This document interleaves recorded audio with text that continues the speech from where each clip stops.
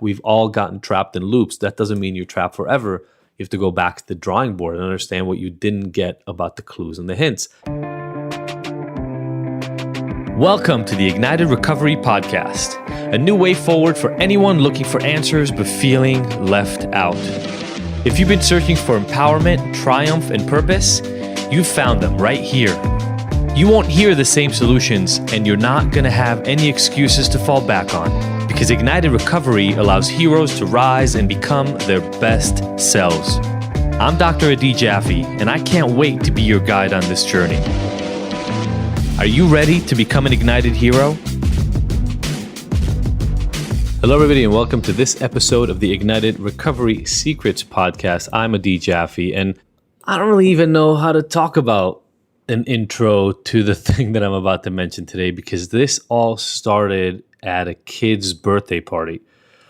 More specifically, my boy Leo's birthday party. And Leo's our middle child. We've got Kai, he's 10. Leo turned 8 on this birthday, and little baby Noah, who is 2. And we're not always here for Leo's birthday, so he's really excited we're going to be here. Although, you know, Corona times, it was a very small birthday party, and so Sophie wanted to go all out and make it a themed birthday party. He was super excited about it, so even though it was only a small group of actual friends who made it, it was a spy party.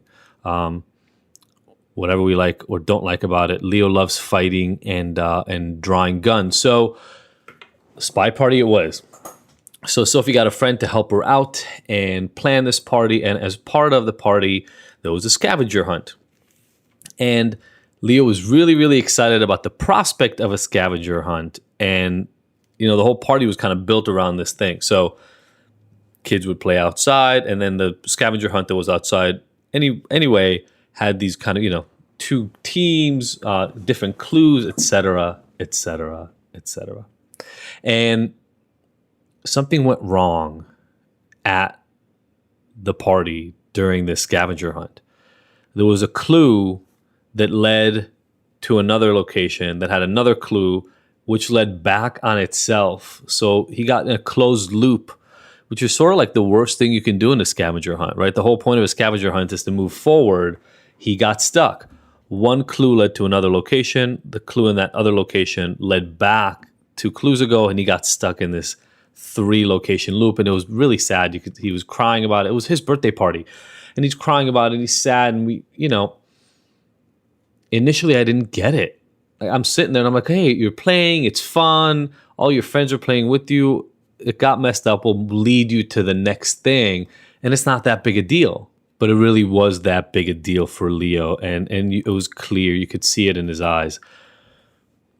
And then our birthdays are really, really close together, all of us in the summer. So early June is Noah, then mid to late July is Leo, then late August is Kai, and then me. So Kai has his birthday about a month after Leo's, and there's another scavenger hunt planned, and this time we really tightened the bolts to make sure everything was working. But I was telling that story that I just told you to a friend. I was saying, you know, I really had a hard time understanding why I was so upset.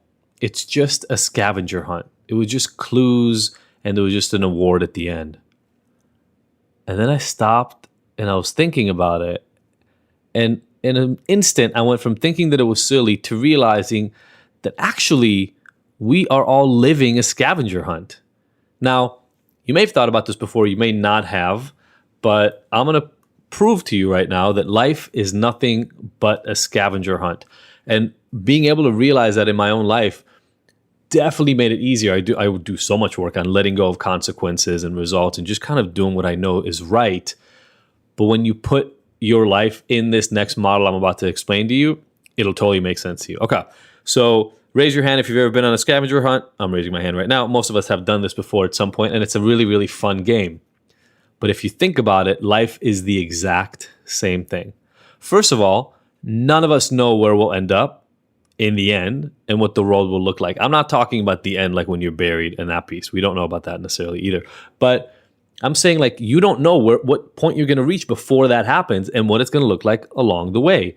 No matter what point in my life I pick Whether it's when I was a little kid playing on a playground next to my house in Tel Aviv, or when we moved as a freshman in high school to Chicago, and then later on to upstate New York. If it's when I went to college at UCLA, there's no point at which if you stopped me back then, I would have been able to tell you the story the way it unfolded. None. Not from the outcomes, like the things I got, the degrees and the experiences, and not from the actual process, like the things I would have to do for it. Life happens like that. Like a scavenger hunt, life unfolds. And when you start, you only know the starting point, and that's it. That's all you understand. As you're waiting to get started, that's all you've got. And I feel like we are always in that place in life. We're always starting another one of these things.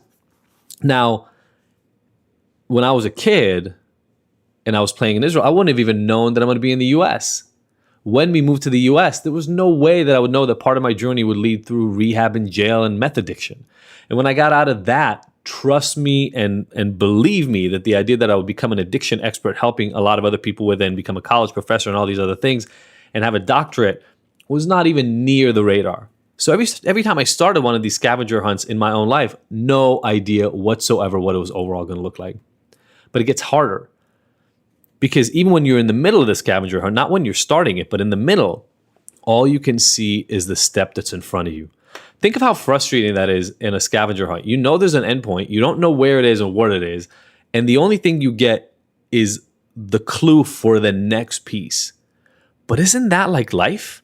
Like if you talk about dating, all you know about whether you and this person are going to work out in terms of the rest of your life is the last date you went on and the last conversation you had. That's it. That's all you've got to go on. You can look at the past, but right now where you are, if you just had a fight, you lose trust and belief that this is going to work out because you just had an event that indicates that you may have a problem. Same with a job, right? How do you know if work is going well? Well, I was told to do a project and I carried it out and it looked like I did a good job on it, so I'm solid, right? It's in life we are always getting the next step. And when the next step indicates there's a problem, we feel badly about it. We're anxious, depressed, etc. When it goes great, we're excited, we're elated, we're happy. And to make matters worse, the clues that you get to the next step are not always that freaking clear. In a scavenger hunt, that's the point, right? You can't just say, hey, this next clue is going to be under the third step in the main hallway, because that gives it away. So you have to give this clever clue.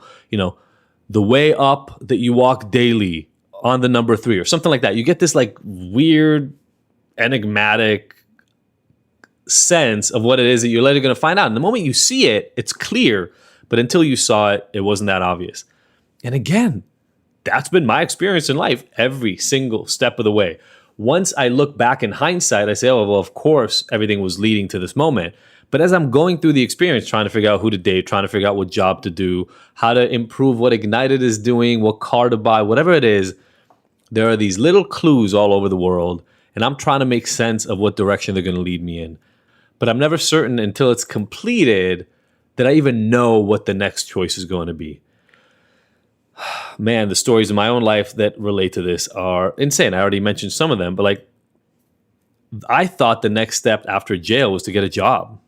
I kept looking for work because I had to support myself. I had to pay rent, I had to buy food, etc. So I kept looking for work. It ended up being the wrong step. I had to go to school because I couldn't get a job, right? I didn't know what the clues were telling me. I hated school. I thought that would be the worst thing on the face of the earth. I did it because I had no choice. I didn't know it was going to lead down this amazing path. But the path I took didn't become clear until I was already in it. When Sophie and I went through our cheating event, like when we were first dating, she dumped me. I had no idea I was going to end up with a family with her because she told me she didn't want to be with me anymore. We've spent 11 months apart. It wasn't like we spent them apart knowing that later we will be together. She just dumped me. I didn't know where it was going to go. After our wedding, when we were still really struggling, the idea that one day we would have 3 kids living in this beautiful house and having this amazing life, still with issues like every couple, but this amazing life was not clear at all.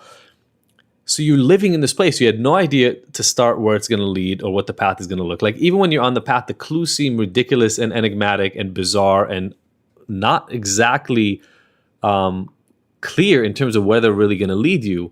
And then to make it all worse or better, depending on how you look at the journey, you feel like it's never going to end and you're not really clear that the end is going to be worth it. until you're right there and you realize you're on the last step. And that last step you took makes you have something, get something that is really amazing. An incredible present, like an actual object in your life, an experience or a memory that you're never going to forget and you want to tell everybody about, right? You go through it and you keep going through it and you keep going through it and it doesn't seem like there's a payoff. And then every once in a while in life, like in a scavenger hunt, the payoff is really, really, really worth it, right? Like, again, couldn't get a job, got into Cal State Long Beach, which led to getting back into UCLA for a doctoral program, a dream I never could have imagined would have happened. When I went to UCLA, this literally happened to me in the last year and a half of my doctoral program. I would tell Sophie repeatedly, I'm like, I'm not sure this is worth it. The amount of work and effort and stress that I'm going through, I don't know if it's going to be worth it in the end. And I had to just slog my way through moment by moment, day by day, and make it to the end. And then it was really worth it. I got to tell you, doing the graduation and getting my PhD and being recognized for the work was really, really worth it. So that was one literal present and experience that I had. I didn't know it was going to lead to this amazing career where I would help hundreds, if not thousands of people change their lives. I didn't know it would lead to this book writing. I didn't know that it would lead to TV show appearances. And I didn't know that at that time, after that work, when Sophie and I would be together and all these experiences were happening, we'd have 3 amazing little kids, or that we'd be in this amazing house. Or even, it's September, it's recovery month right now, that I would be helping families, that I would be helping change the way people talk about addiction with our Once an Addict campaign. I had no idea that each one of those presents, each one of those experiences would show up along the way. And I really do look like at each one of those as its own scavenger hunt. It was this push forward that sometimes took 5 years. Like my PhD took 4.5, 5 years to complete. That's a big scavenger hunt. Huge payoff in the end. Right? Starting the treatment center that I co-founded years ago, that was like a 5-year hunt. And here's the thing, because I've been through it enough now, I know that those are only the handful of first awards, rewards, payoffs that my life will have. I'm now looking forward to seeing what they are, because trust me, every single time one of these happens, I want to tell the whole world about it. So if you doubted me in the beginning, I swear we are all on our own scavenger hunt over and over and over in life. Uncertain beginnings that we don't know what they will lead to. Enigmatic, bizarre, unclear middle grounds that we're not sure are going to lead to anything until they do. And then the payoff that seemed really distant and uncertain earlier on in life comes through and shines. And we get to celebrate it. And then the hunt starts all over again. I always look for ways in my own life to reduce the amount of stress and tension that I put on myself for the outcomes. Not because there shouldn't be work to get what I want. That's not at all it. It's because the stress and the tension about what the outcome will be doesn't serve the work that I have to do to get to the best outcomes. Let me say that again.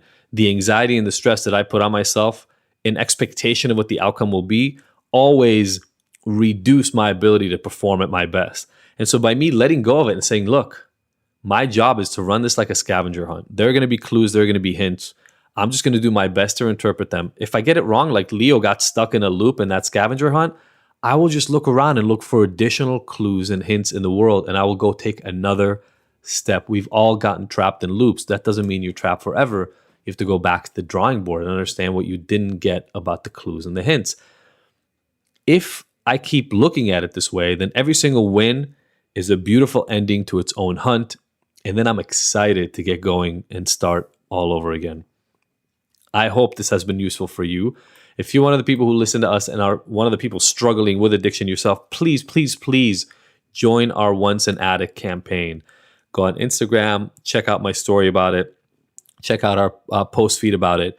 I want to eradicate this Once an Addict phrase, and I think we can do it. Identify with the positive labels, identify with the good things that are going on in your life. Start owning those and get rid of this idea that you are stuck being an addict forever. If you are a family member and you have somebody who's close to you and needs help, please check out our Family SOS program, finally live, finally able to be attended 24/7, 365. I know you struggle. You've been telling me about it for years and looking for help through the HERO program for your loved ones, but you've had no guidance yourself. Sometimes you hire an interventionist. It costs you thousands and thousands of dollars, and oftentimes it doesn't result in what you want. This is a 2-month program that will walk you through how to understand the problem from a different vantage point, how to develop a clear and staged intervention plan that you can work on your own, and how to carry that out, keep and maintain regular boundaries while reducing conflict in your family. And last but not least, if you're a coach or a helper, a therapist, a psychologist in the field, and you want training in the Ignited Recovery methods, whether you want to start working within our platform or you want to just be able to bring these tools to people who you already help, please check out our coach training that is going on literally next week. It's starting. I think we've only got 2 spots left in it, so hopefully some of you will want to join. And it's an extensive program. It's a 3 to 6 month in multi-phases program that will help you really land in on the F-shame, no judgment principles and make Ignited Recovery special. I'd love to see you there. I'm really, really excited about this round. 10 new coaches that will be out there preaching this work. Thank you all so much for tuning in. Have a great weekend. Can't wait to connect next week. Bye. Thank you for tuning in to the Ignited Heroes Recovery Podcast. I really hope you found the information here useful and that we'll see you back here next week. And look, I want to make sure that this podcast is the most useful it can be for you, so please let me know by emailing info@ignited.com if there are any specific topics or questions you'd like to have addressed. As usual, if you like this episode, I would love for you to leave us a 5-star review and rating. Thanks, and see you next week.